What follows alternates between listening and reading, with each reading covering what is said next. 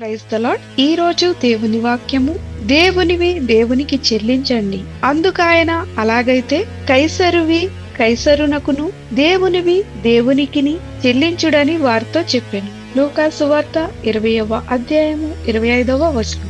మనుష్యుల కష్టం వలన వారికి కలుగు లాభమేమీయూ లేదని ఒకడు వేకువజామునే లేచి చాలా రాత్రి అయ్యేంత వరకు కష్టపడుట వ్యర్థమే అని వాక్యం తెలియజేస్తుంది. ఒకరు సుఖ సంతోషాలతో ఉండాలి అంటే దేవుని కృప అవసరము.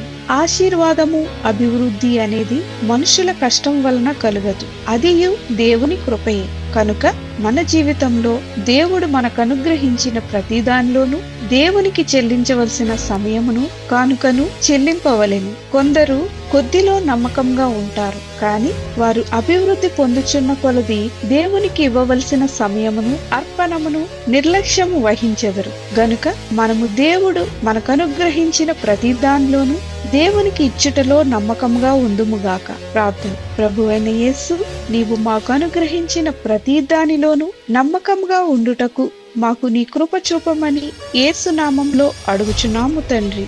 ఆమేన్.